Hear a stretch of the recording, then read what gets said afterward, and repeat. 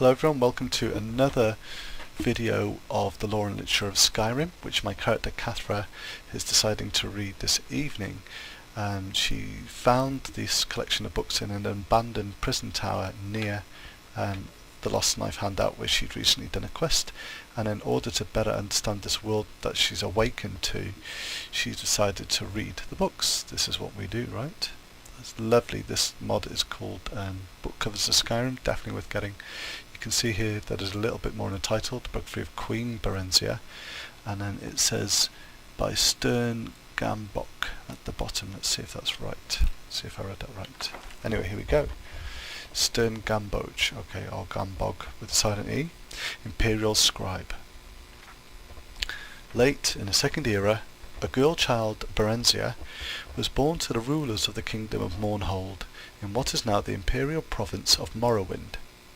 She was reared in all the luxury and security befitting a royal dark elven child, until she reached 5 years of age. At that time, His Excellency Tiber Septim I, the first Emperor of Tamriel, demanded that the decadent rulers of Morrowind yield to him and institute imperial reforms. Trusting to their vaunted magic, the Dark Elves impudently refused until Tiber Septim's army was on the borders. An armistice was hastily signed by the now eager Dunmer, but not before there were several battles, one of which laid waste to Mournhold, now called Almalexia. Little Princess Barenziah and her nurse were found among the wreckage. The Imperial General Simikius, himself a dark elf, suggested to Tiber Septim that the child might someday be valuable, and she was therefore placed with a loyal supporter who had recently retired from the Imperial army. Sven Advinson had been granted the title of Count upon his retirement. His fiefdom, Darkmoor, was a small town in central Skyrim.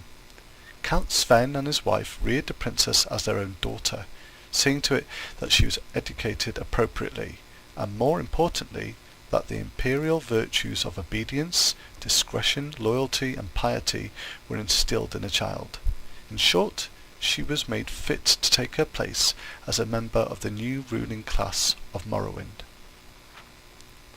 The girl Barenziah grew in beauty, grace and intelligence. She was sweet-tempered, a joy to her adoptive parents and their 5 young sons, who loved her as their elder sister. Other than her appearance, she differed from young girls of her class only in that she had a strong empathy for the woods and fields, and was wont to escape her household duties to wander there at times. Barenziah was happy and content until her 16th year, when a wicked orphan stable boy, whom she had befriended out of pity, told her he had overheard a conspiracy between her guardian, Count Sven, and a Red Guard visitor to sell her as a concubine in Rihad, as no Nord or Breton would marry her on account of her black skin, and no Dark Elf would have her because of her foreign upbringing. "Whatever shall I do?" the poor girl said, weeping and trembling, for she had been brought up in innocence and trust, and it never occurred to her that her friend the stable boy would lie to her.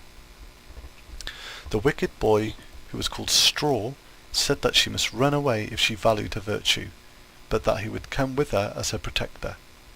Sorrowfully, Barenziah agreed to this plan, and that very night she disguised herself as a boy, and the pair escaped to the nearby city of Whiterun. After a few days there, they managed to get jobs as guards for a disreputable merchant caravan. The caravan was heading east by side roads in a mendacious attempt to elude the lawful tolls charged on the imperial highways. Thus the pair eluded pursuit until they reached the city of Riften, where they ceased their travels for a time. They felt safe in Riften, close as it was to the Morrowind border, so that dark elves were enough of a common sight. It sounds a bit dangerous to me, but I think reading this as a player, interested in role-playing a real character, my character's interested in meeting or going to some of these places and seeing if there's any traces of truth in his story. There must be, because it's a biography. But going to Whiterun and seeing if anything's been recorded of Barenziah being there since she's become a queen would be interesting. Anyway, thanks very much for listening.